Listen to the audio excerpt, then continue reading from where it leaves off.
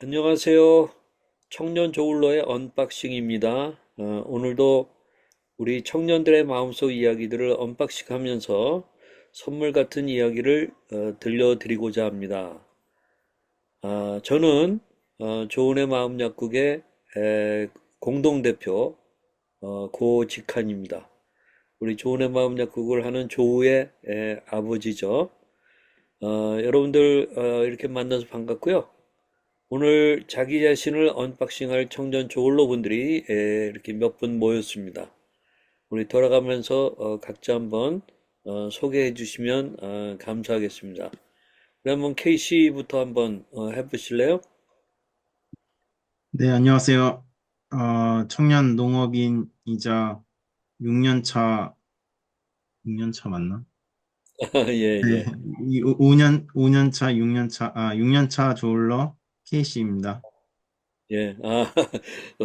청년 농업인으로는 올해가 1년 차죠. 그렇습니다. 예. 네네. 그러니까 그동안에는 이제 컴퓨터 관련 를 사용하는 회사에서 또 일을 하다가 이제 청년 농업인이 되었는데 청년 농업인이 된다는 것의 의미가 뭐예요? 네, 청년 나이대에 시골로 가서 귀농을 하는 거죠. 농업에 종사하는 것이죠. 청년 농업인이라고 이제 정부에 그 등록을 무슨 일정한 조건이 있어야 되잖아요, 그렇죠? 그걸 하게 되면은 어떤 그 혜택을 줘요? 아, 그 영농정착 지원 사업, 청년 농업인 영농정착 지원 사업에 선정이 되면 3년 동안 생활비를 바우처 지역화폐로 이제 지원을 받게 됩니다. 일정 아, 액수를 금액을 3년 동안 지원을 받게 되고 음, 그 돈은 이제 갚지 않아도 되는 부분이고 이제 음, 정책 자금으로 5억 원을 음. 고정금리 1.5%로 대출을 받을 수가 있습니다. 그래요. 그래서 뭐 땅을 매입해. 그래서 토지나 예, 농지나 음, 시설 시설 만들거나 할 때 예, 대출을 받을 수 있습니다. 음. 근데 농기계 구입도 되고요. 농기구라도. 근데 5억이라는 돈은 작은 돈은 아니지만 또 네, 아주 충분한 건 아닐 수도 있지만 네, 그 맞습니다. 돈을 그것도 일종의 빚이니까 이자는 좀 네, 싸더라도 그러니까 정말 잘 준비될 때 써야 되겠네요. 그렇죠? 예, 어, 지금 그 일정한 생활비 지급한다고 하는 거는 이제 청년농업인으로 되면 뭐 내가 알고 있기로는 한 달에 한 뭐 100만 원 정도 1년 동안은 그렇게 해주고 뭐 네, 그다음에 뭐 90만 원 또 그다음에는 80만 원 이런 식으로 이제 되는 것으로 알고 있는데 그냥 기본 생활에 필요한 거에 뭐 도움이 되겠어요 그래도 그렇죠? 네, 그렇죠. 아무리 네, 적은 돈이라도 없는 네, 것보다야 낫죠. 네. 요즘 무더운데 네, 지금 집에서 차로 거의 한 1시간 정도 거리에 집은 계룡시로 알고 있고 네, 그다음에 농지 이번에 좀 조금 인대한 것은 조금밖에 네, 이제 시도해 보는 거잖아요. 그렇죠? 네, 그 이제 부여 1시간 거리라고 그랬어요. 차로. 그렇죠? 네, 거기 가서 이렇게 지금 밭 깔고 하는 그런 것들을 사진으로 좀 봤는데 아유 네. 대단한 것 같아요. 이 무더운데. 그래서 뭘 파종했다고 그랬죠? 물을 지금 파종해 놨습니다. 무를. 그래서 한 이제 3일 만에 싹이 올라오더라고요. 3일 만에 싹이 올라오는 거. 네, 그래서 나도 그 사진 보면서 참 놀랐어요. 네, 그다음에 이제 10월, 11월 달 되면은 아주 싱싱한 무를 재배하겠네요. 예, 네. 아이고 기대가 큽니다. 예. 그래요. 우리 또 강병춘님 한번 소개해 주십시오. 안녕하십니까. 음악하고 놀고 있는 5년차 조울러 김병순입니다. 김병춘 미안해 나도 지난번에도 내가 실수했는데 오늘도 또 실수했네. 병춘님. 예, 예, 예. 그래요. 두 사람이 다 5년 차 또는 6년 차 저울로, 그 기간은 좀 비슷한 것 같아. 우리 음, 명춘님은 음악 가운데서도 어떤 장르 쪽을 좀, 하고 있죠? 저는 힙합 음악 하고 있습니다. 힙합. 네.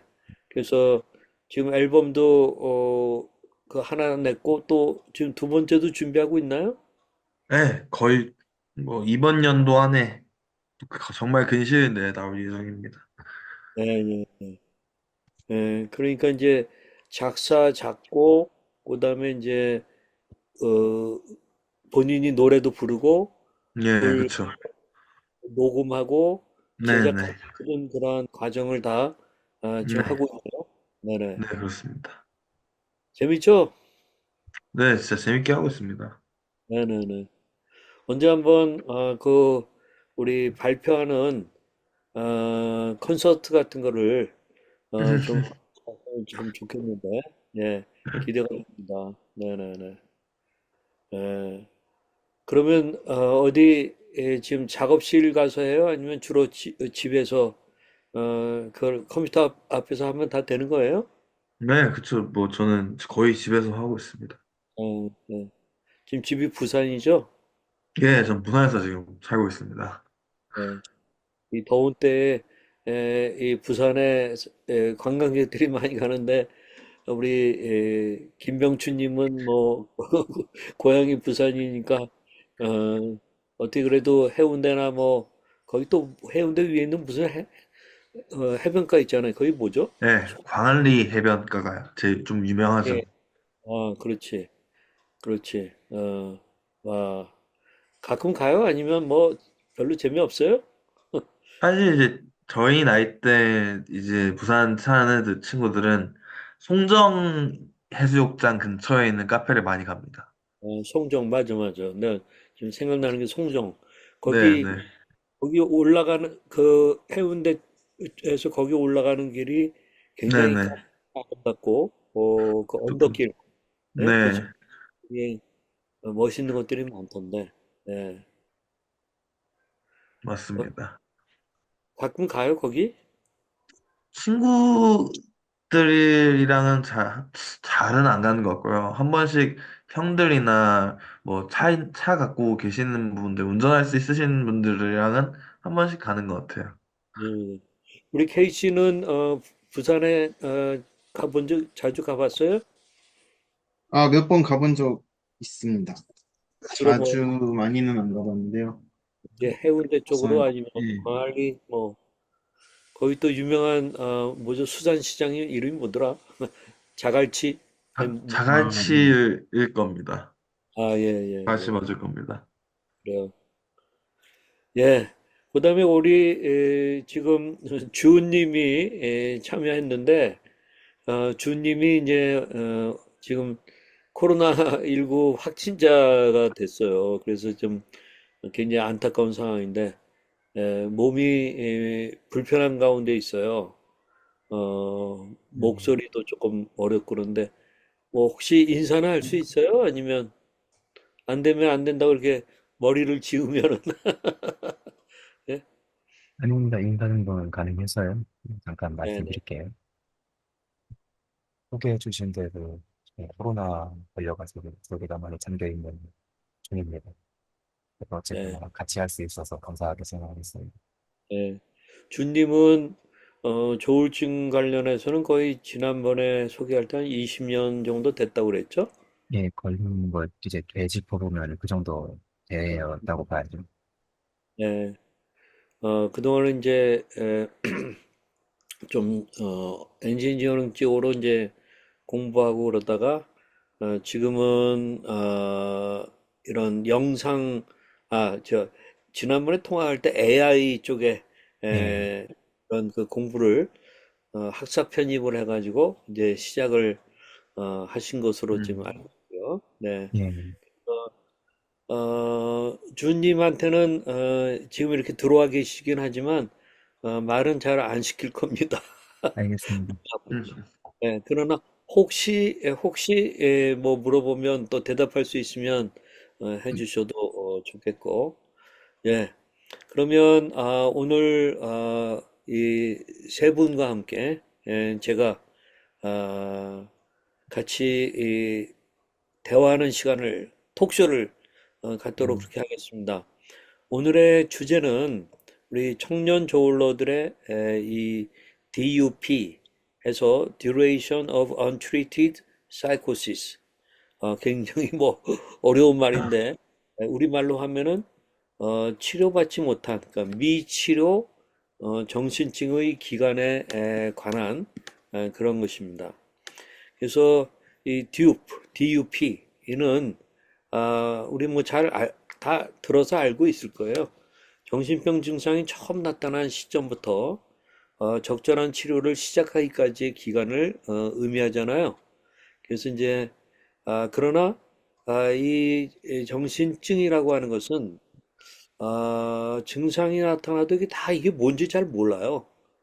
그러다 보니까 전문가의 도움을 곧바로 병원에 가서 받는다든가 그러지 못하는 경우들이 많고 또 정신병원에 대한 거부감이 너무나도 음, 많고 또 편견이 많기 때문에 잘못하면 그대로 방치되는 그런 기간이 에, 생기죠.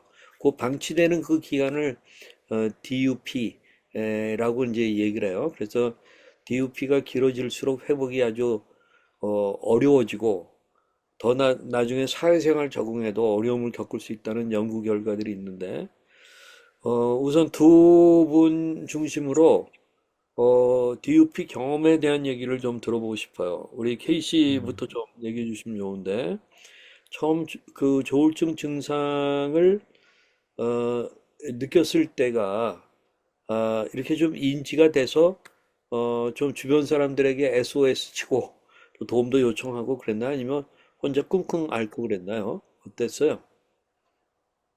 저는 제가 힘들었을 때 바로 제 발로 정신과 진료를 받았거든요. 그래요. 예, 근데 이 중간에 그만두게 된 계기가 그 치료를 계속 못 받고 그만두게 된 계기가 일단은 군복무 관련해서 이제 문제가 컸었고요. 예, 예, 예. 그리고 어 이제 가족 병식이라 그러죠. 음, 병사자는 병식이 있는데 가족이 병식이 예, 예, 좀 예. 미흡해서 좀 적극적으로 이렇게 지원을 못 받게 된 점. 지원을 못 받았다라는 표현이 좀 애매하긴 한데, 뭐 아무튼 가족 병식 문제 이런 것 때문에 조금 치료를 그것도 DUP라고 봐도 그래야 되는지 되죠. 네. 모르겠는데요. 좀 치료를 꾸준히 못 받은 기간이 좀 몇 년 있었죠. 군복무 이전에도 우울증이 있어서 음. 그때 대학생 때 처음 자발적으로 진료를 받았었고요. 아, 그랬구나. 네, 그때는 부모님들은 다 이해를 못 하셨을 거예요. 음. 이해를 못 하셨을 거고, 네, 그러면 네, 대학생 때의 우울증 같은 것들을 좀 느끼면서 네, 어, 본인은 우리가 이제 그 병식이라고 하는 말을 좀 쓰지만은 네, 어, 일본 그 이 전문의들은 또 그거를 병감이라는 말이 있고 그다음에 이제 병식. 그러니까 병식이 우리가 말하는 그 병에 대한 그 인식을 갖는 것을 말하고 그러나 있는데 뭔가 이게 뭔지는 잘 모르고 하는 그것을 병감이라는 말로 이렇게 하더라고. 그게 어, 굉장히 나는 도움이 됐어요. 그러니까 우리 K씨 같은 경우에는 대학생 때 우울증이나 이런 거에 대한 병감을 본인이 느껴가지고 이게 뭐지? 하면서 뭐 찾아도 보고 또 알아도 보고 좀 그러긴 했었나 봐요. 네, 그냥 바로 정신과 진료를 받았죠. 와, 정신과 의원 가서 진료를 받았고, 음, 약도 처방받아서 먹었는데, 음, 이제 아까 말씀드렸듯이 군복무 문제가 결부되면서 치료를 중단했죠. 그리고 그렇구나. 그때는 잠깐 내가 이거를 극복했다, 이걸 완전히 야간 먹고 내가 완치했다라는 좀 잘못된 착각이라 그, 그래야 되나? 그런 그렇지. 기간이 좀 있었죠. 그렇지. 그게 그냥 뭐, 한, 음, 그게 음. 한 3, 4년 됐던 것 아, 같아요. 그렇게.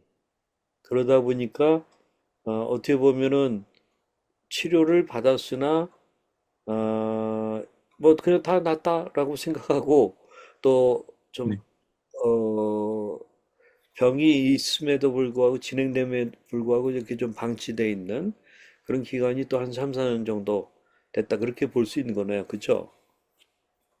예, 그게 디테일하게 설명하면 되게 길어질 것 같아서 일단 그 정도로만 요약을 하겠습니다. 예. 다만 이제 부모님들이, 뭐, 보통 부모님들 다 그렇죠.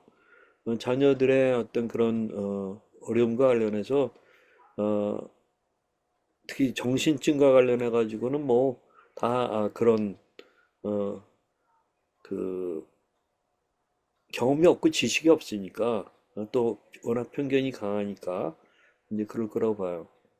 자, 그러면은 우리 김병춘님 같은 경우는 어땠어요?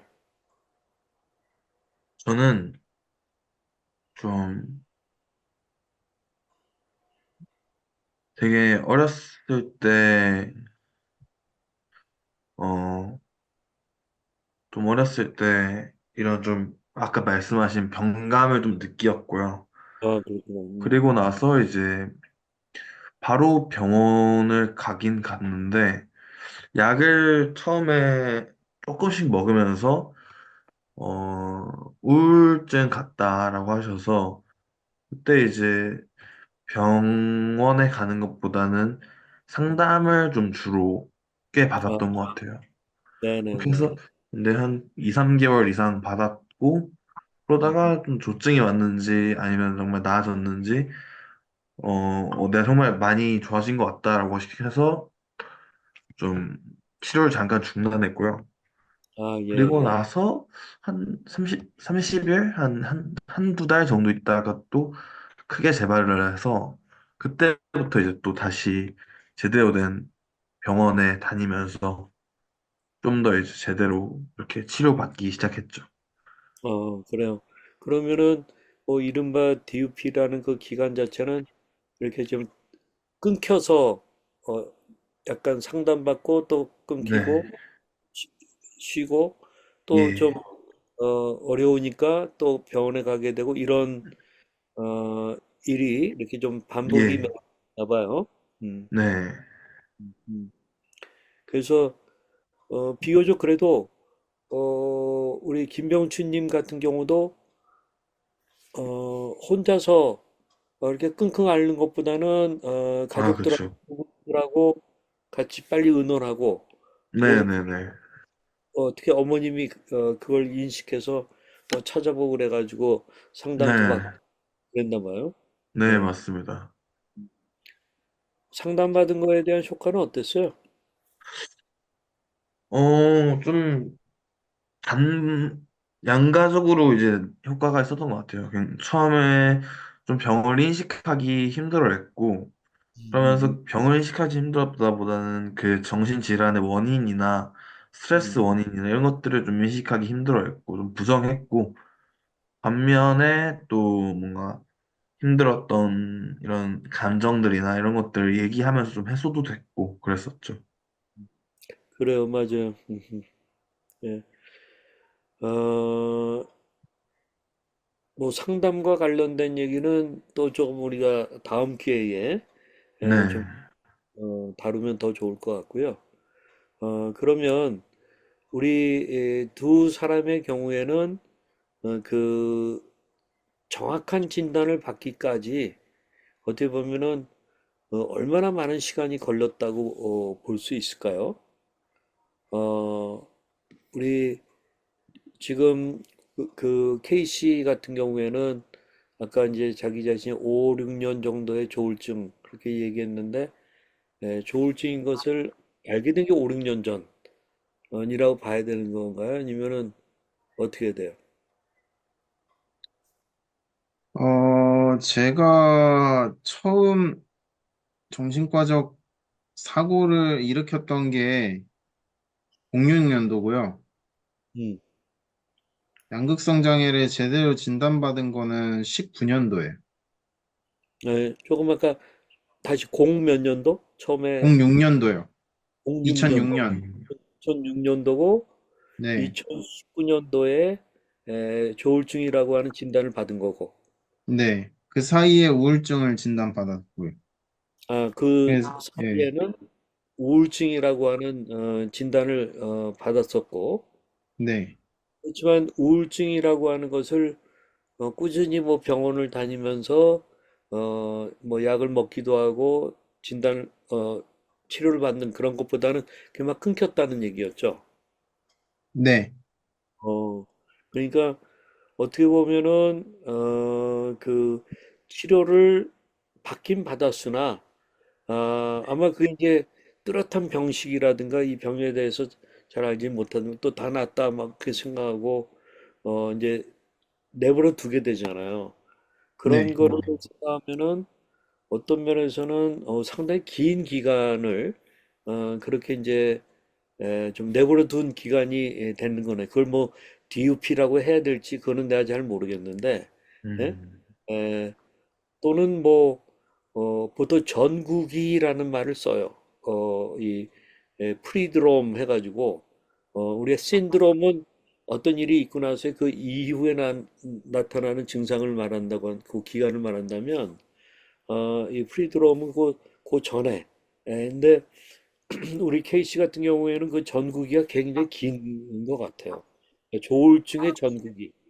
예, 음, 거의 한 뭐 10여 년 그런 것 같은데 그러다가 이제 조울증이구나 하는 것을 진단받은 것은 이제 2019년이었다. 그럼 진단받고 나서는 곧바로 계속해서 치료 과정에는 임한 건가요?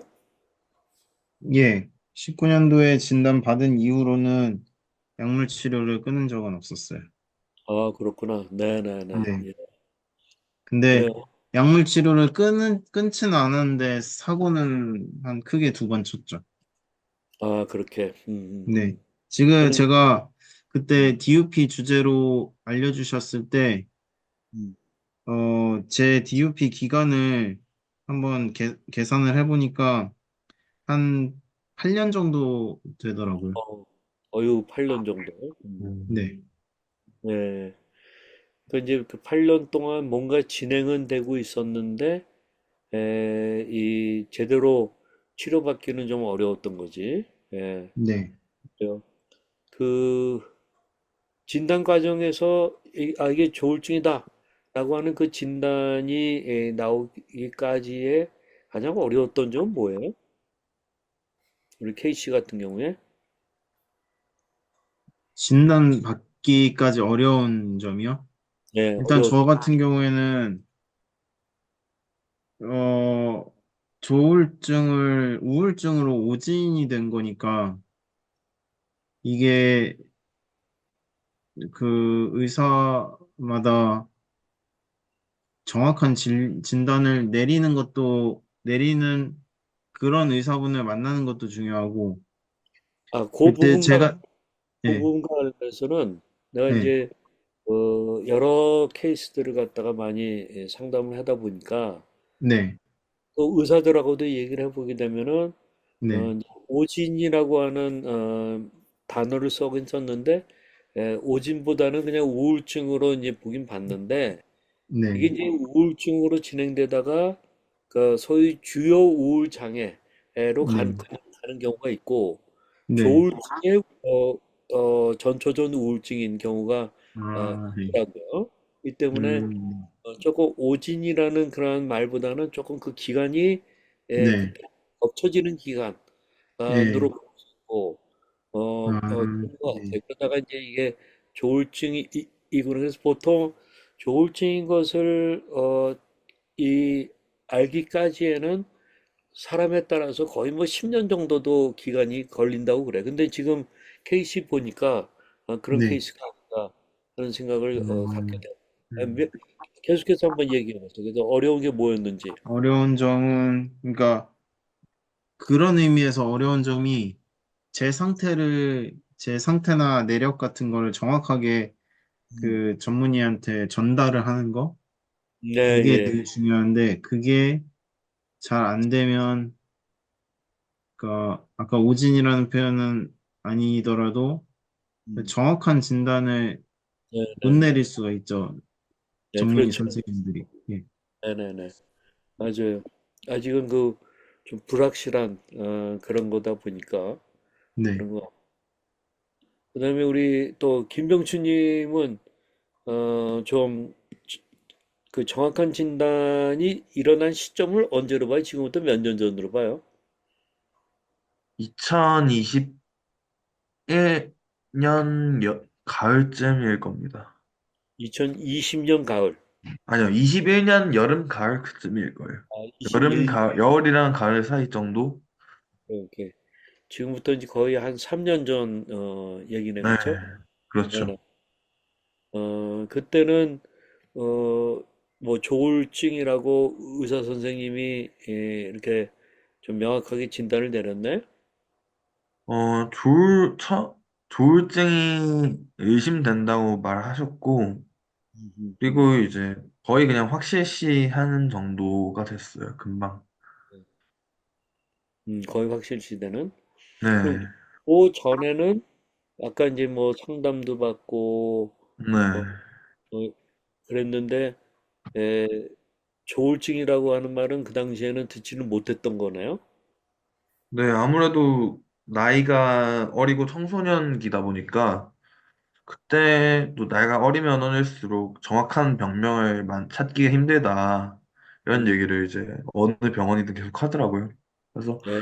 좀 증상에 기반한 약만 먹고 있었죠. 아, 그렇구나. 그 점에 있어서는 여기 이제 사람마다 또 가족마다 많이 다른 것 같은데 네. 나는 이제 우리 두 아들이 다 조울러잖아요. 그러니까 네. 우 같은 경우는 지금 이제 31년 차 됐는데 중학교 2학년 때 발병을 했거든.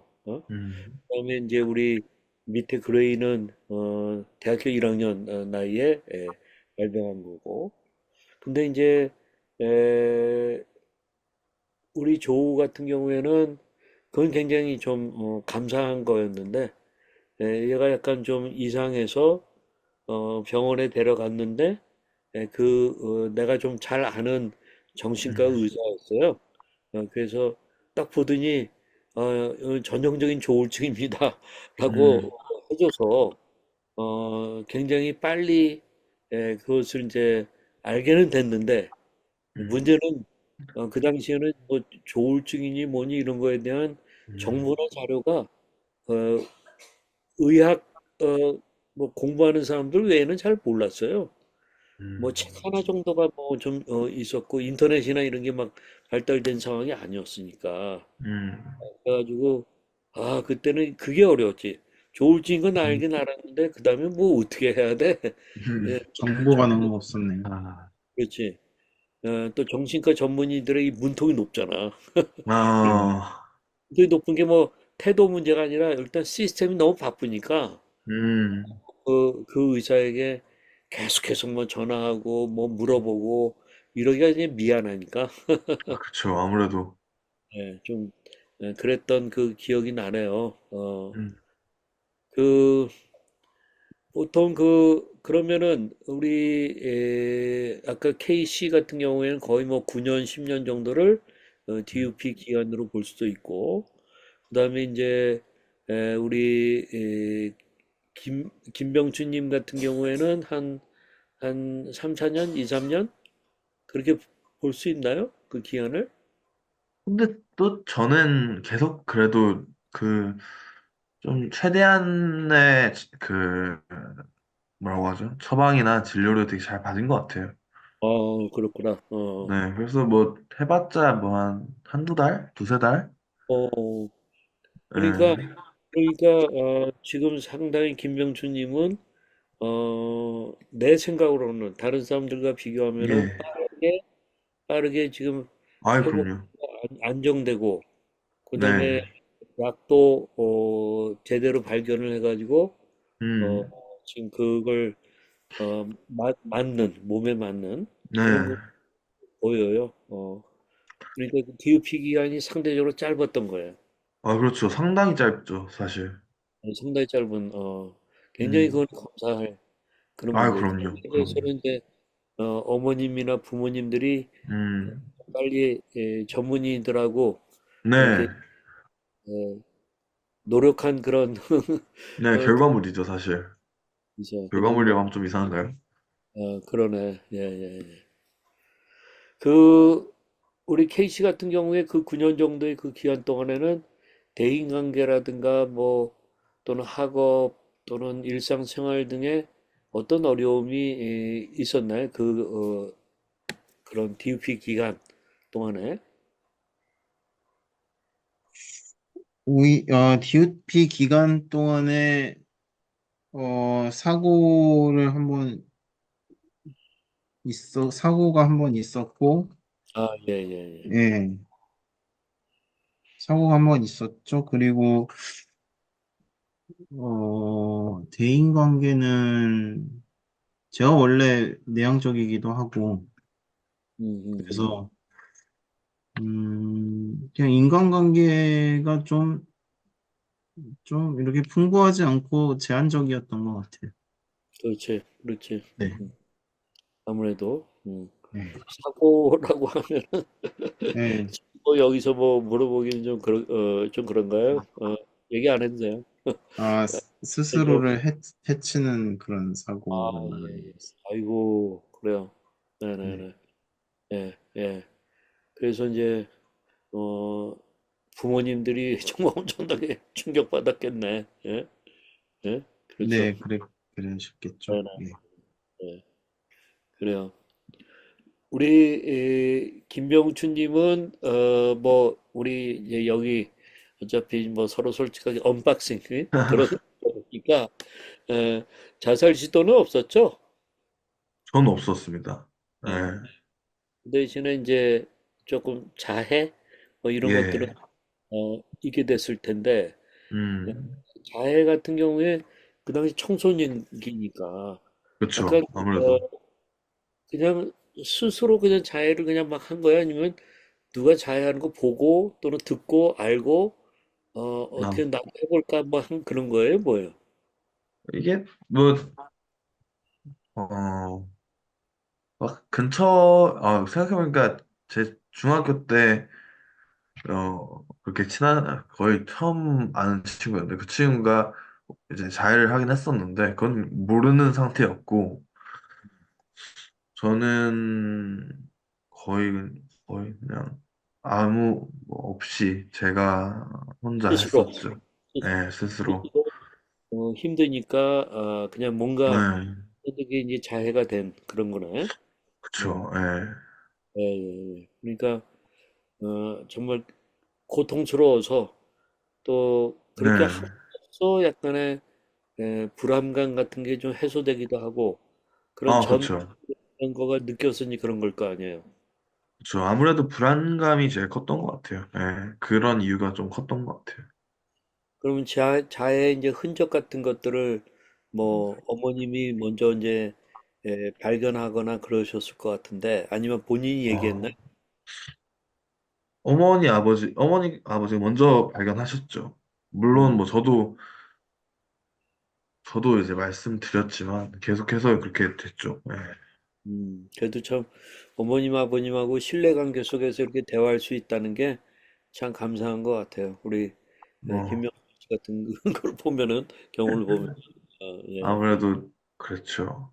근데 네네. 그때는 막 그렇게 얘기한다기보다는 아무래도 이제 흉터라고 하기도 뭐하죠. 상처가 음, 계속 있고 피가 이렇게 많이 있고 이러니까 아무래도 모른 척 하기도 힘드실 정도로 그렇죠, 사실. 네, 하여튼 굉장히 하여튼 처음에는 얼마나 염려하고 걱정, 충격받았을까 하는 그런 그렇죠. 어? 사실 그런 그렇죠, 네. 생각이 좀 들긴 드는데 그래요. 우리 K씨 같은 경우에는 주변 사람들, 뭐 가족, 친구, 동료 등 이런 주변 사람들이 자신의 그런 어려움을 조금 인지해주고 공감해주고 또는 약간 뭐 지지해주고 그러는 거가 언제쯤 일어났어요? 나는,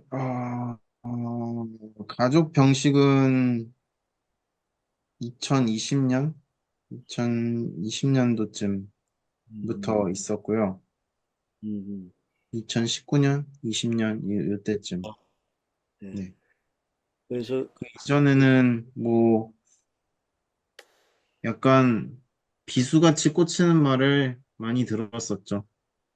음. 음, 예를 들면, 정신 차려라, 음, 예, 너만 괴로운 거 아니다, 음, 세상 사람들 다 괴롭게 산다, 음, 그, 힘내라, 예, 예, 아니면 뭐, 네가 마음이 약해서 그런다, 고생을 안 예. 해봐서 그런다, 아이고, 그런 얘기 많이 듣고, 굉장히 속으로 속상해하면서, 음, 속상해했죠, 많이. 그게 이제 어, 어떻게 보면 병식이 그러니까 병인 그것도 구분하면은 가족이 우리 K 씨에 대해서 어, 병감, 얘가 병이 있구나라는 건 음, 알겠어. 근데 이게 무슨 병인지, 또 왜 그러는 건지, 여기에 대한 지식은, 없는 거야. 어떤 면에서. 그쵸? 예? 음, 그렇기 예, 때문에, 그렇죠. 그리고 이게 가족뿐만 아니라, 뭐, 중마고 친구도 그렇죠. 그런 예, 말을 하고, 주변에 예, 뭐, 친구들, 동료들, 동료들도 이런 말을 하고 하니까요. 그렇죠. 음, 그럼요. 네. 그게 이제, 정신질환과 관련해서 아직 사람들이 잘 몰라요. 사회적인 인식이, 이제, 이게 경험의 문제다 보니까 겪어보지 않으면 몰라. 그렇죠. 그러니까, 예, 대개는 왜 이렇게 의지가 약하냐, 어? 뭐 이런 식으로 이제 네. 뭐 말하고 그러니까 열받죠. 그것 때문에 막 오히려 막 거꾸로 막 그 폭언도 나오고 뚜껑 열리고 우리 지난번에 얘기했듯이 그럴 수가 음, 있을 것 같아. 우리 그래도 김병춘 님 같은 경우는 가족들의 이해는 조금 더 빨리 잘 일어났던 것 같긴 한데 친구 관계는 아무래도 좀 어려움이 있었겠어. 그쵸? 뭐, 친구, 친구 관계도 사실 괜찮았어요, 되게. 그래요? 어. 네. 누구는 대부분 이제 이해해 줬나 봐. 뭐 되게 친구들이 뭐 되게 좋은 친구들이 많았죠, 사실. 와, 좋네. 우리 김병춘 님은 인복이 많네. 예? 네, 제가 그걸 진짜 많이 느꼈어요, 그때. 그래요, 그럼, 어유. 어. 정말 고마운 친구들이 많았습니다, 그때. 아니, 지금 뭐 두 사람이 케이시하고 김병준 님이 딱 이렇게 보면 주변 안에서의 반응이 서로가 이렇게 극명하게 좀 많이 다른 것 같아. 그렇다고 네, 뭐 케이시 같은 경우에 뭐 다 나쁜 사람들 그런 얘기는 아니고, 음, 이제 이 그렇죠. 병과 음, 기본적인 그런 음, 태도, 뭐 이런 그런 거가 좀 차이가 있네. 보니까. 네. 음. 그런 인복이 있는 거는 우리 김병춘 님이 상당히 이렇게 좀 사람들에게 매력 있나 봐요. 어떤 친구로서나 이런 사람들로서 되게 제가 예, 지금은 잘 모르겠는데 그때나 그 전에는 정말 제가 잘했던 것 같아요. 정말 또 운도 되게 좋았던 것 같고요. 그렇게 되게 네, 좋았던 것 같아요. 그래요. 그러면은 이제 이게 이 병이 치료가 시작되고 나서 제대로 조울증이다 보면은 이제 예를 들면은 어떤 증상이 있어가지고 뭐 입원해서 이제 이 조울증으로 진단받고 조울증 약을 쓰기 시작하고 그러면은 그 증상이 거의 뭐 한 두 주 정도 지나면 잡히긴 하더라고, 보면은. 확실히 음, 두 주 전에 전화 왔을 때 얘기하고 한 주 전에 왔을 때랑 그다음에 이제 뭐 면회가 허용이 돼서 면회 가서 봤을 때 모습을 보면은 어 굉장히 이렇게 가라앉은 그거는 음, 분명해요. 그 약의 어떤 효과 같은 거가 이제 느껴지더라고 보니까. 그러긴 음. 하는데 그 어때요? 어, 진단받고 또 약을 쓰고 약 먹고 하는 거는 어, 당장 그게 또 뭐 금방 뭐가 달라지는 것 같지는 않고 그러니까 음. 어, 약 먹는 거가 참 힘들었을 것 같아. 어때 음. 순수히 먹게 됐어요? 케이씨 같은 경우는 어때요? 저는 약, 그냥 처방해준 대로 다 먹었습니다. 어이구 그냥 착한 사람이네. 네. 예, 아주 뭐 폐쇄병동 들어갔을 때도 그냥 아무 저항 없이 그냥 다 주는 대로 어, 먹었습니다. 그래요. 네. 우리 김명주님은 저도 뭐 약 거른 적은 뭐 거의 없는 것 같아요. 그래요. 뭐, 네, 약, 계속 잘 먹었어요. 그렇구나. 네. 이 둘째 그레이는 우리 이제 김병주님도 이제 음악을 하지만 우리 음, 음악을 하고 이제 그런데 얘는 이제 또 다루는 악기가 음, 드럼이잖아. 어? 음, 드럼이다 보니까 약을 그 리튬을 먹는데 손떨림이 있는 거예요. 그러니까 드러머에게 손떨림은 이건 완전히 극약 먹는 거랑 똑같잖아. 어? 저 아무래도. 그리고 얘는 음, 이제 약을 갖다 막 집어 던지고 안 먹고 뭐 하여튼 뭐 참 어려웠어요. 그러니까 증상이 있으니까 또 약은 먹는데 먹으면 또 손떨림이 있고 그러니까 또 던지고 막 그랬거든. 그러니까 얘가 지금은 뭐 13번을 입원했잖아. 음, 그래서 참 진단 받았지만 그 이렇게 회복되는 과정이 굉장히 아주 그냥 터프했다. 아주 험난했다. 이제 그런 생각이 좀 들어요. 그래도 두 사람은 뭐 너무나도 이 주는 양 잘 먹고 그런 가운데 그래서 좀 그런지 상당히 빠르게 좀 회복이 음.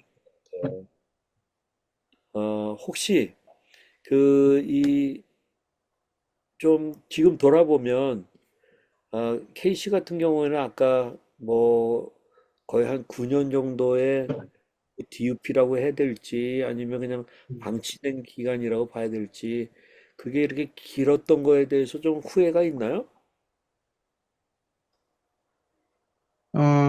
근데 이게 지금 제 생각을 갖고 음, 과거로 돌아가면 이게 후회할 만한 부분이긴 한데, 그치. 그때 저 자신에서는 그게 최선이기도 했어요, 사실.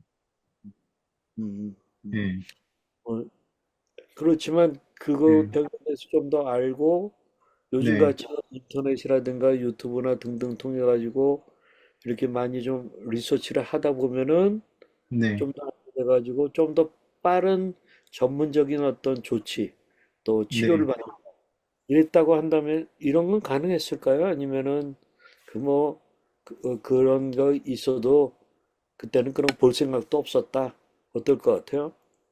음, 글쎄요, 제가 문제를 가졌던 거는 고등학교 때부터인데, 음, 확실히 그때만 해도 정신과가 진입장벽이 높기도 하고, 그렇지. 또 정신과적 진단을 받으면 그게 굉장한 낙인이 되고 그런 그렇지. 부정적인 인식이 강했던 시절이었기 때문에, 예, 그런 것들이 많이 개선이 됐으면은 음, DUP가 많이 짧아졌을 수도 있겠다라는 짧아졌다. 생각은 드네요. 그렇죠. 사회적인 인식이 굉장히 지금 중요하죠. 옛날보다는 좀 나아지긴 했습니다만 여전히 많은 하나의 그 편견, 그런 것들이 꽤 있죠. 그래요. 우리 김병춘님은 뭐 DUP 기간이 워낙 짧았기 때문에 오히려 감사하고 그런 것 같고 그 재발되는 거라든가 또는 재재발되는 그런 경우들이 또 있잖아요. 그렇죠? 그러면 그렇죠. 네. 그거는 되게 이유가 뭐였다고 보세요? 두 사람의 경우는 예를 들면 K씨 같은 경우에는 그 5년 전에 이제 진단받고 또뭐 폐쇄병동에도 들어가고 등등 뭐 그렇게 해서 또 치료받으면 나아졌고 그렇지만 또 어, 재발이 되기도 하고 그랬을 때 불과 올해만 해도 한번 그렇죠. 얼마 전에 입원을 입원하셨고 했었었죠. 예. 음, 근데 그 이유는 뭐였던 것 같아요? 저는 치료는 꾸준히 받았는데요. 약물 치료는 거부하지 않고 꾸준히 받았는데, 아, 환경적 요소가 좀 있는 것 같아요. 환경적인 예, 그러니까 스트레스 요소가 없을 때는 괜찮아요. 음, 스트레스 요소가 생겼을 때 그거를 이겨낼 힘이 아직 가, 갖춰지지가 않은 상태인 것 같아요. 그래서 거기에 대해서 알아차리고 네, 씨가 먼저 자발적으로 입원했잖아요. 그렇죠? 네, 그렇죠. 이번에 올해는 그랬죠.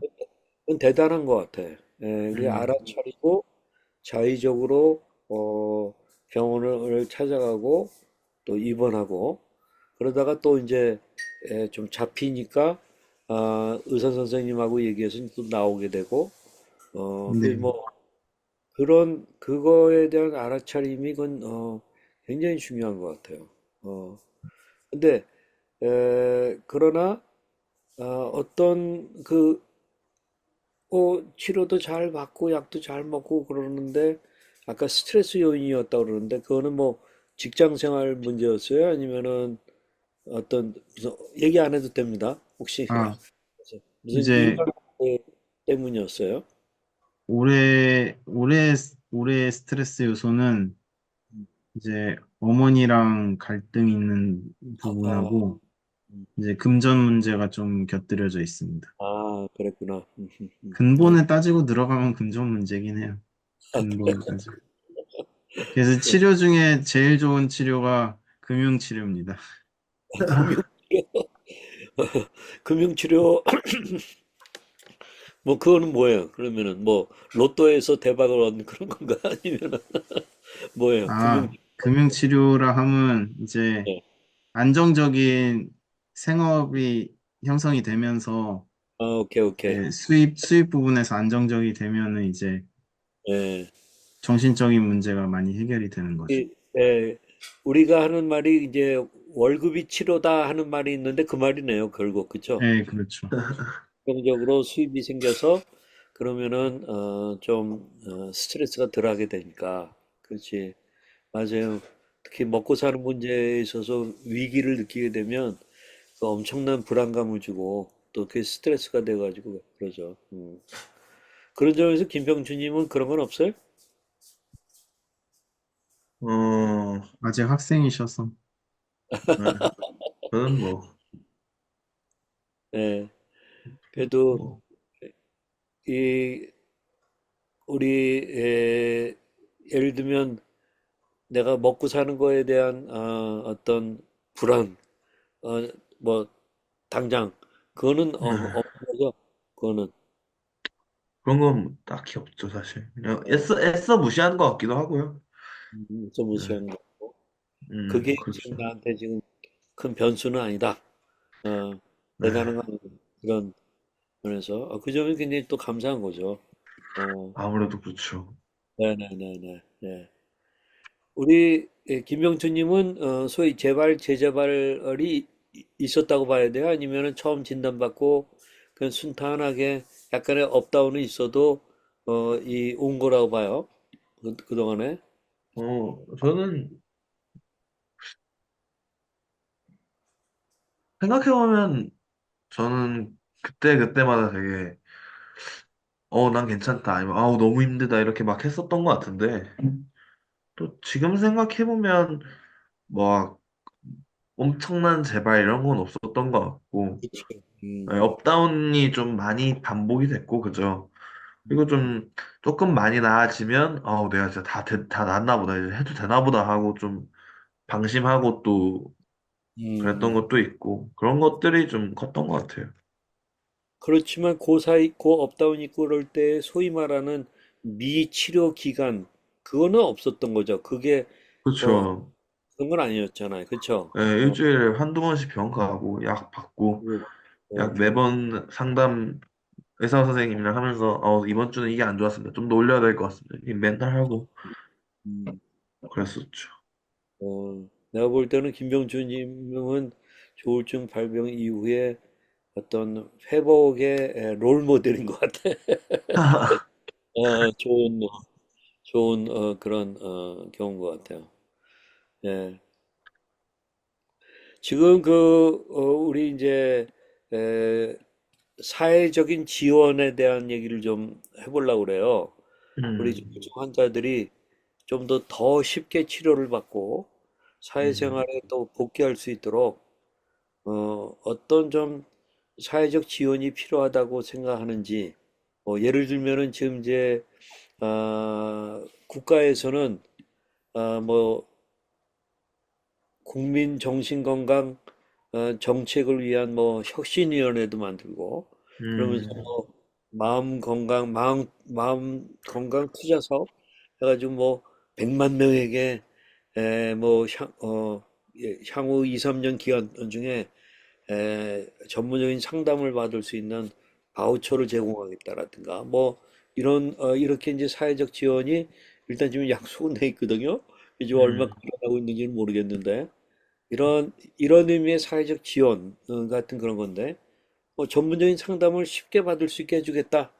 이제 그 얘기 아니에요. 혹시 음. 이거 말고 어떤 사회적인 좀 지원이 있으면 두 사람이 이렇게 이 치료 회복에 도움이 될 거라고 봐요. 혹시 떠오르는 아이디어 있어요? 케이씨 같은 경우에 혹시 이거 되게 그 정신과적인 문제 한정해서 음, 하는 지원이 있고, 제 네, 생각엔. 네네네. 진짜 거시적인 흐름으로 봐서 세워야 되는 대책이 한 가지를 생각을 하거든요. 예, 예, 예. 일단 정신과적 분야에 한정해서는 어쨌든 음 너무 이제 정신과적인 문제 때문에 제가 그 취업 채용에 있어서 불이익을 받았던 예, 경험이 있기 때문에 이렇게 생업과 관련된 거 면에서 지원을 많이 해주면 좋을 것 같아요. 음, 생업과 관련된 거. 사업과 뭐 상담받고 이런 것도 되게 중요하지만 중요하면서도 어쨌든 간 먹고 살아야 되거든요. 이게 그렇죠. 예, 먹고 사는 문제가 해결이 돼야 되기 때문에 음, 음. 그런 거 필요하고 예. 그리고 좀 그 거시적으로 이제 크게 보면은 지금 이건 제 뇌피셜인데요. 예, 예, 이게 우리나라가 인구 밀도가 정말 높은 게 이게 큰 스트레스라고 보거든요. 그렇지, 그렇지. 경쟁이 예, 너무 심하고, 예, 경쟁도 치열해지고 제가 이제 시골에서 일하면서 느낀 건데 지방이 성장이 같이 많이 돼야 됩니다. 예, 지방 지방이 성장이 많이 되면서 더, 국토가 균형 발전해야지 예, 예, 예. 인구도 많이 분산되고 수도권 과밀이 해소가 되면서 음, 그것만 해소돼도 그렇죠. 정신과적인 것도 많이 풀리지 않을까라는 그냥 음. 과학적이진 않지만 제 생각입니다. 굉장히 중요한 얘기를 해요. 지금 뭐 예를 들면 뭐 우리 이 주거 환경과 관련해서 소위 말하는 뭐 아파트 값 같은 거 보게 되면은 네, 뭐 여기에 짓든 저기에 짓든 뭐 거의 아파트 값의 공사비는 비슷하거든. 근데 이제 네, 값의 문제 때문에 엄청난 차이가 있는 거잖아요. 그러니까 지금 지방에도 좀 균형 있게 발전을 하면 그 얘기는 저렴한 주거 생활이 일어난다는 얘기지. 그러면은 주거 네. 문제만 좀 해결돼도 내가 볼 때는 이런 정신적으로 불안한 그런 부분들이 많이 줄어들 거고, 그러니까 소위 이 정신질환에 걸리지 않을 가능성이 더 많은 거죠. 그러니까 그런 사회 환경적인 그런 부분들 얘기했는데 이거 굉장히 중요한 문제인 것 같아요. 그러기 위해서 우리가 좀 발언도 하고 공개적으로 네. 그런 요청도 하고 이제 그런 것들이 굉장히 중요한 것 같네. 아, 제가 이 얘기를 한 이유가 얼마 전에 유튜브 영상에서 칼훈이라는 사람의 그 생쥐 실험을 봤거든요. 예, 예, 예. 지금 우리나라 현실과 너무 비슷하게 참, 벌어지고 있어서 나중에 영상 한번 링크를 단톡방에 올려드릴게요. 한번 봤으면 좋겠네. 그러니까 네. 뭐그 생쥐 실험을 그냥 잠깐만 살짝 얘기하면은 그런 거예요. 뭐 생쥐들한테 좀 환경적으로 괴롭게 하고 어렵게 하고 그러니까 네. 약간 좀 이상 증상이 많고 그런 건가요? 이게 그 생쥐들 한 3천 마리 이상이 완전히 여유롭게 살 수 있는 지상 낙원 같은 폐쇄 설계를 해놨거든요. 거기서 어, 처음에 쥐 4마리로 시작해서 인구가 2,800, 쥐 마리수가 2,800마리 이렇게 어, 가파르게 성장하다가 음, 그때부터 뭔가 이상한 일이 생기는데 경쟁에서 승리한 소수의 쥐들이 막 좋은 공간, 먹이 음. 이런 거 독차지하고 어, 그런 경쟁에서 도태된 쥐들은 막 좁은 공간에 모여서 막 따닥따닥 붙어서 살고 와, 동성애 생기고 정신 어, 이상한 애들 생기고 뭐 그런 어, 내용입니다. 그러니까 이제 이 사회 환경이 네. 굉장히 중요하다. 그렇죠? 네. 어, 그런 그런 얘기죠. 아유 뭐 네. 한번 우리 이 유튜브에 올리게 되면 이것을 거기에다가 그 영상의 URL을 좀 소개해 놔야겠네. 예? 음, 네. 또는 댓글로 이렇게 좀 어, 우리 K씨가 좀 해줘도 좋겠네. 예? 맨 네. 처음에 댓글에다가 딱 제가 말한 게 이겁니다. 이거 보세요. 어, 그렇게요? 뭔지 알겠습니다. 네네네. 하고 굉장히 시사점을 주는 그런 어떤 영상 같네. 또 우리 김병춘님은 어떤 좀 사회 환경적 그 조건들이 좀 더 좋아지면 괜찮을까요?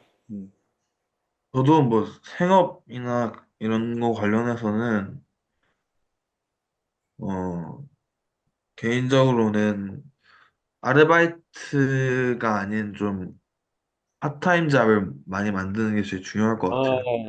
파타임 잡. 일반적인 어떠한 회사든 중소기업이든 대기업이든 어떠한 것이든 음, 어, 이런 정신질환증 환자든 아니면 다른 거에 대한 장애가 있으신 분들이든 자기가 잘 하던 것이나 아니면 자기 장점 같은 거를 할 수 있을 텐데 이걸 풀타임으로 하기에는 분명히 힘들 거란 말이죠.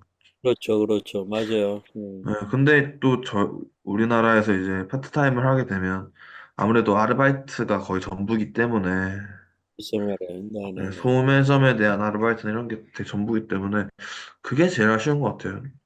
풀타임을 그러니까 하기엔 정말 부담스럽지만, 일반적인 혹은 조금 더 비중 있는 일을 할 수 있는 사람들이 할 수 있는 그런 중간책이 없는 게 되게 아쉬운 것 같아요. 맞아요, 맞아요. 그러니까 좀 파타임 잡들을 많이 네네. 좀 일으키면 그렇죠? 네. 맞아요. 우리 내가 볼 때 저울러들 같은 경우에는 뭐 잘 극복해 가지고 하루에 음, 8시간씩 일할 수 있는 사람들도 있긴 음, 있지만 그러나 그렇죠. 많은 경우에 이 약을 먹고 또 생각하고 또 음, 스트레스 관리하고 하는 데 있어서 음, 하루에 한 4시간 정도, 5시간 아, 정도 일할 수 네, 있고, 그러면은 정말 좋겠다는 생각을 가져요. 뭐, 맞습니다. 예, 예. 그럴 수 있는, 잡들이 좀 많이 네, 일어나면, 그죠? 그러면은, 어, 정부의 로 인한 지출도 오히려 줄어들 수 있고, 그럼요. 그 기업들도 네, 뭐, 뭐 세금 감면이라던가 이런 것들을 네, 해서, 네. 물론 이제 그게 한 사람 쓸 걸 두 사람 써야 되고 뭐 이런 이제 네, 불편함은 있어요. 이렇게 그렇죠. 있는데 그런 경우에는 좀 뭐 세제 혜택을 좀 더 준다든가 네, 그런 식의 좀 조치를 취하면 네, 사회 환경적으로 좀 더 정신 건강 면에서 좋은 사회, 음, 그게 선진 사회죠, 그게. 네. 복지사회죠, 그게. 선진사회고. 그렇죠. 네, 그런. 네. 그래요. 아니, 고집사님, 네. 주님이 치료 시작 후 변화에 대해서 말씀드리고 싶다는 게 있었는데, 단톡방을 못 보고 지났지. 그래, 미안합니다. 그러면, 아하, 주님 얘기할 수 있어요, 지금? 아, 예. 우리 코로나 때문에 어려워서 지금 아닙니다. 그냥, 듣고만 있었는데, 괜찮아요? 말 좀 해볼래요? 네. 짧게만 말씀드리고 싶었던 게 하나 네네네. 있거든요. 아까 대화하셨던 주제 중에서, 그, 이제 치료 시작한 후에 가장 크게 느껴지는 변화에 대해서 말씀하신 부분이 하나 있잖아요. 네. 제가, 다른 분들도 그렇겠지만, 감정 조절이라든지, 컨디션 관리라든지, 대인 관계, 뭐, 일이나 학업 이런 부분에서도 다른 분들도 막 많이 느끼셨겠지만, 저는 개인적으로 저 부분이 가장 크게 느껴지더라고요. 제가 이제 DUP 기간이 한 12년이 넘어가지고, 이제, 아, 예, 아까 예, 말씀하셨던 것처럼 20대 중후반쯤에 이제 확진을 받고 예, 약을 예, 예. 먹기 시작을 했습니다. 그때까지는 이걸 조울증인지를 모르고 지냈던 건데, 그 기간 동안에 가장 힘들었던 것 중에 하나가 소화가 가장 안 됐던 게 가장 컸어요. 저는. 그래요. 10대인데도 이제 소화가 제대로 안 되고, 가장 많이 이제 한참 먹어야 될 20대 초반 중인 이런 시기에도 소화를 좀 못 시켰거든요. 예, 그래서 예, 예. 이제 스트레스가 심하거나 할 때는 하루에 한 끼 먹어도 소화가 안 되거나 이런 부분도 되게 많았었는데, 이거를 이제 처방을 받아서 약을 먹게 된 이후로 이게 싹 사라졌어요. 와. 그래서 이른바 그때, 이제 예, 정신질환, 뭐 우울증, 뭐 이런 거가 신체화 현상이라고 그러죠. 예, 예, 이런 걸로 이제 나타나는 거가 이제 소화가 잘 안 되는 그런 거였는데, 약을 먹게 되면서 그게 싹 사라지는, 예. 상당히 중요한 거네요. 아마 네네네. 제가 이제 그때 그 약을 먹고 나서부터 이제 소화가 잘 되는 걸로 확인하고, 그때서 이제 가장 체감이 컸던 것 같습니다. 진단을 그렇고, 내린 이후로 스스로가 이 약이 나한테 맞는 걸 보니까 이 질환이 맞구나라는 걸 가장 크게 체감했던 것 같습니다. 예, 아주 좋은 경험을 얘기해 주셔서 아주 감사합니다. 그렇기 때문에 우리가 DUP가 너무 길면 안 좋은 것 같아요. 그러니까 하여튼 뭔가 이게 병이다라는 걸 느꼈으면 빨리 전문의들하고 좀 의논도 하고 찾아가고 예? 그런 그 전문의들이 뭐 그냥 그 의사가 된 게 아니잖아요. 많은 그 이쪽 분야의 연구들이 집단 지성으로 쌓여가지고 있는 거기 때문에 그걸 활용 안 한다는 거는 어리석은 거죠. 오늘날 같은 경우에. 그렇죠? 그러니까 물론 뭐 의사들만 맹신할 수는 없는데 그러나 그 기본적으로 있는 그 환경을 이용 안 한다면 어리석은 거죠. 그냥 생으로 앓으면서 지낸다? 그거는 조금 어떻게 보면 멍청한 거죠. 보면은. 근데 그런 점에서 DUP는 짧으면 짧을수록 좋다. 그렇게 생각을 해요. 오늘 좋은 얘기들 많이 나눴는데 시간 관계에서 이제는 조금 이제 마무리를 해야 되겠는데 한 음, 가지씩만 혹시 얘기해 줄래요? 만약에 이 조울증 어떤 이제 후배가 생겼어. 지금 초짜야. 막 힘들어. 뭘 얘기해 주고 싶어요? 딱 한 가지 얘기한다고 한다면 우리 K씨 또 김명춘님 또 준님도 한마디 좀 해주십시오. 좀 이제 막 그 조울증 진단을 받았어. 뭘 좀 얘기해 주고 싶어요. 제가 먼저 예, 말씀드리겠습니다. 괴로움은 언젠가 지나가고 좋은 날은 반드시 온다 이 말씀을 드리고 예, 싶습니다. 예. 좋습니다. 예. 괴로운 날은 언젠가 지나간다. 터널의 끝이 있다. 그리고 네, 좋은 날이 또 온다. 네. 우리 K씨에게도 좀 좋은 날이 오고 있죠? 네, 오고 있습니다. 예, 감사합니다. 또 김명춘님은 뭘 얘기하고 싶어요? 약 꼭 잘 드시고, 그다음에 자신한테 잘 맞는 상담사분이랑 상담하시고, 심하면 입원하시고, 그럼 될 것 같습니다. 그러니까 약 잘 먹는 거, 또 좋은 네. 상담사를 만나는 거. 지금 그래서 국가적으로는 좋은 상담사 할 수 있도록 뭔가 지금 뭐 음, 제도를 뭐 만든다고 그러니까 한번 기다려도 보고 또는 음, 빨리 요구도 하고 마지막 세 네. 번째 심하면 입원하시고, 이번에 대해서 거부감 갖지 말라. 네. 필요하면 어렵겠지만, 정말 어렵겠지만, 필요하면은 입원할 수 네, 있다. 예, 예. 네. 그렇죠. 예. 우리 뭐 확진자가 되면은 특별한 우리 코로나 확진자가 되면은 아주 특별한 시설에도 들어가고 그래야 되잖아요. 물론 이제 또 그 정도에 따라 다 다르지만 지금 음. 주님 같은 경우는 지금 코로나19 확진자인데 어떻게 뭐 병원에 그러니까 그냥 집에 가서 약 먹으면서 그냥 지내라고 그래요? 네, 아니면 어떻게 그래요? 이제는 크게 예전처럼 이렇게 격리를 하는 시기는 아닌 것 같더라고요. 일반 그 독감이나 감기처럼 개인적으로 위생 관리하면서 치료하는 예, 시기 같습니다. 예. 예, 그래요. 그 조울로 후배에게 해주고 싶은 한마디. 저도 짧게만 말씀드리면은 이제 본인이 아는 기간을 알았던 몰랐던 간에 해왔던 행동들이나 본인 생각들이 있을 거 아니에요. 그 부분들에 대해서 너무 자책하거나 부끄러워하지 않았으면 좋겠다라는 얘기를 해주고 싶습니다. 그래요, 맞아요. 그게 어떻게 보면은 우리 병 때문에 오는 건데, 그거를 자책하거나 부끄러워할 필요 없다. 우리 그래서 미국 그 남이라고 하는 정신 질환의 가족협회 같은 그런 아주 전문적인 기관인데 거기에 이제 모토가 It's not your fault. 당신의 잘못이 아닙니다. 라는 그런 얘기잖아요. 그 말은 맞는 것 같아요. 그러니까 뭐 확진자가 코로나19 확진자가 되어가지고 힘 빠지고 뭐 목이 어떻게 되고 근데 그거에 자책감을 가질 이유는 없잖아요. 예? 죄책감 가질 이유는 없잖아요. 그거는 어, 그 사람의 잘못은 아니란 말이에요. 지금 뭐 막 바이러스가 막 여기저기 돌아다니는 그런 사회가 된 게 문제인 거지. 그러니까 그런 점에서 우리 이 정신질환의 문제도 조금 나의 잘못 이렇게 볼 문제는 절대로 아니다. 그렇게 생각합니다.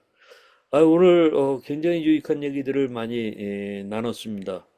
여러분들 감사하고요. 오늘은 우리 정신질환에 있어서 미치료 기간, DUP라는 것에 대해서 얘기했어요. 그러니까 치료받지 않는 그 기간이 너무 길면 안 좋다.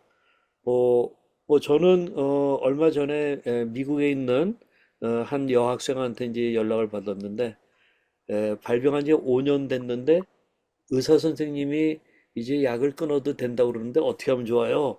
하고 묻는 음, 전화가 왔어요. 카톡이 왔어요. 그래서 얼마나 감사하냐.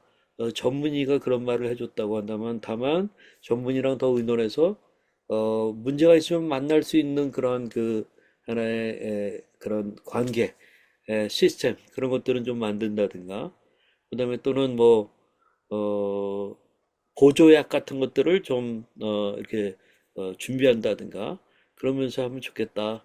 정말 축복한다. 그렇게 얘기했어요. 그러니까 이분은 이 여학생은 한 5년 정도 됐는데 정말 잘 아주 교과서적으로 치료를 잘 받았어요.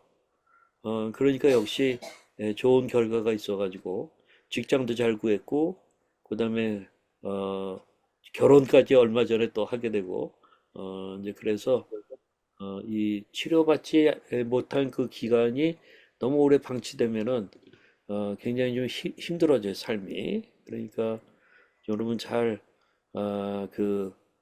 치료받으면서 우리 같이 좀 나가면 좋겠습니다. 오늘 여러분 감사합니다. 우리 안녕히 계십시오.